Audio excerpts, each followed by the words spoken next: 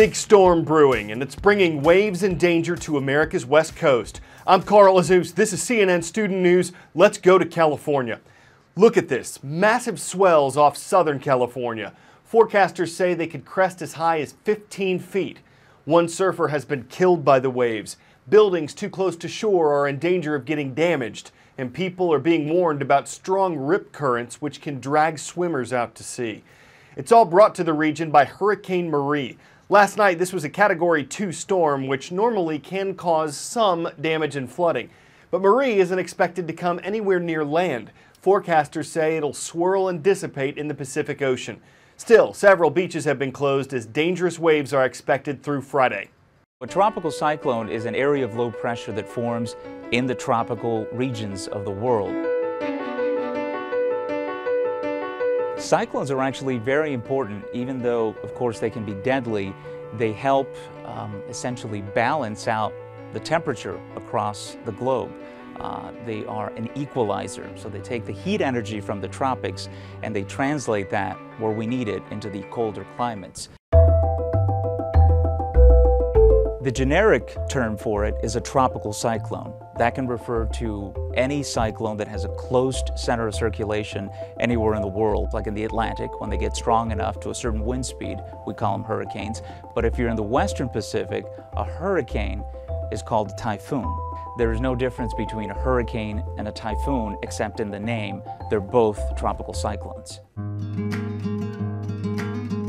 The naming system is based on the World Meteorological Organization. There's a list of names depending on the basin. In the Atlantic Basin, we recycle the names every 6 years.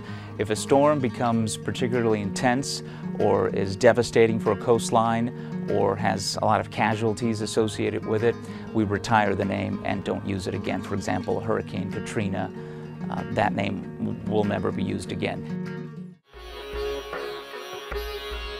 Once a tropical storm becomes a hurricane, we use what we call the Saffir-Simpson scale. Saffir-Simpson scale categorizes the hurricanes from Category 1, which is the weakest, to a Category 5. A Category 1 minimal hurricane has to have winds in its center of 74 miles an hour. As the storm continues to gather strength and becomes more intense, if it reaches 96 miles an hour, that's a Category 2.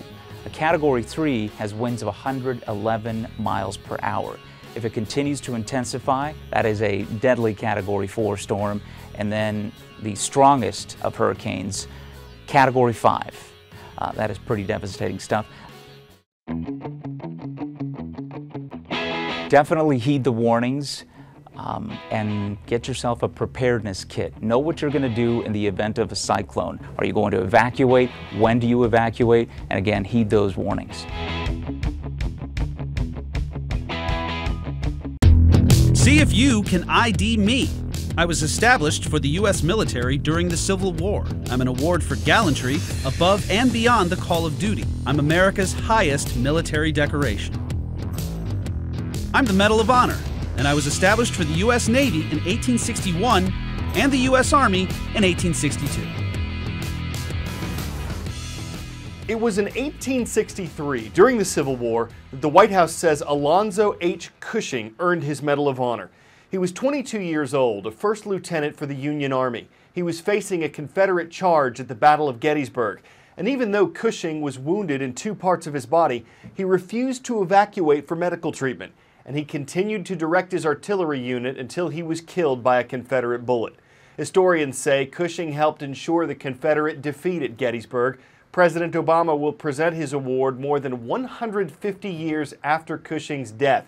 That's the longest span of time between a military act and a Medal of Honor awarded for it. So we've got this segment called Roll Call. It's a chance to have your school announced on CNN Student News. There's now only one way to submit a request, and you need to be at least 13 years old. Go to cnnstudentnews.com, click where it says Roll Call, and leave a comment at the bottom of our transcript page. We'll pick 3 schools from each day's transcript. You can make one request every day, but spamming will not help you. Please tell us your school name, city, state, and mascot. Good luck.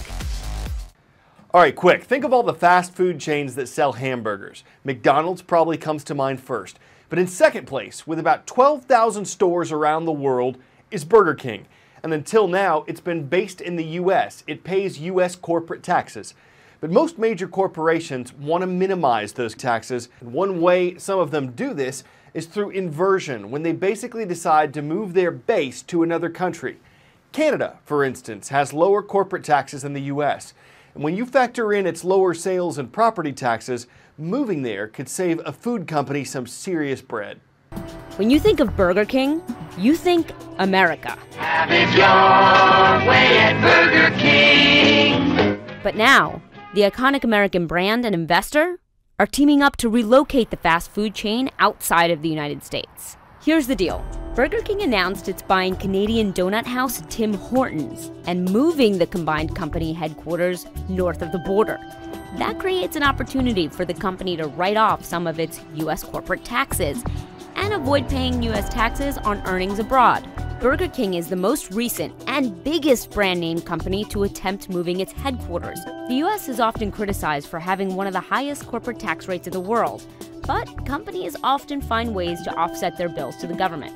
Just to put this into context, last year corporate taxes were 1.6% of GDP, less than half of what they were 50 years ago. Burger King's own executives say the deal classifies as an inversion, but they also say it won't shrink their tax bill. With many Americans still feeling the sting of the recession, it's no surprise this is a political issue. It's not fair. It's not right. The lost revenue to Treasury means it's got to be made up somewhere, and that typically is going to be a bunch of hardworking Americans. But before we get too patriotic, it's important to remember, while Burger King may be an American brand, it has locations in 98 countries. Its international growth is key. And a Brazilian investment firm owns most of the company. Christina Alessi, CNN Money, New York. Today's roll call schools are in two hemispheres, but they all made a request in yesterday's transcript at cnnstudentnews.com. We'll start in Brazil. A big welcome to everyone watching at the International School of Brazil. It's located in Curitiba in the state of Paraná. To the Pacific now, in the 50th U.S. state. Hello to the Warriors of Kapa'a High School. Great to see you in Kapa'a, Hawaii. And moving north to the 49th state, we've got more Warriors watching. Bethel Regional High School in Bethel, Alaska. Thank you for watching. Caller Catherine, caller Cece, caller CB, whatever you picked a winner. Catherine Bellis just became one of the youngest American women to win a match at the U.S. Open. She's 15 years old. She'd only competed in 13 professional matches, and she beat the 13th top-ranked player in the world for the upset. Just for perspective, Catherine's ranking is 1,208th. After her win, the homeschooled teenager said she felt amazing, speechless, and in shock. Her next match was scheduled for this morning at 11. Even if she doesn't win that, though, she's already served up one serious match. It's usually a compliment when someone tells you you're 1 in a million. This luminous lobster is 1 in 2 million, 'cause it's blue, and not because it thought it was gonna get eaten. Lobster experts say a genetic defect causes the cool crustacean coloration. It was pulled up by a 14-year-old high school freshman off the coast of Maine. And though her family owns a lobster restaurant, this colorful catch will chill in an aquarium instead of on a plate. She could have also thrown it back, but she would have lost her chance to help. After all, avoiding lobster traps is kind of a shell game, but this animal will never sing the blues. He's being donated to a good cause with Aquarium Life, a happy ending for this tale. I'm Carl Aziz. We'll have a fresh catch of stories for you tomorrow. It's just the commercials that won't hold water on CNN Student News.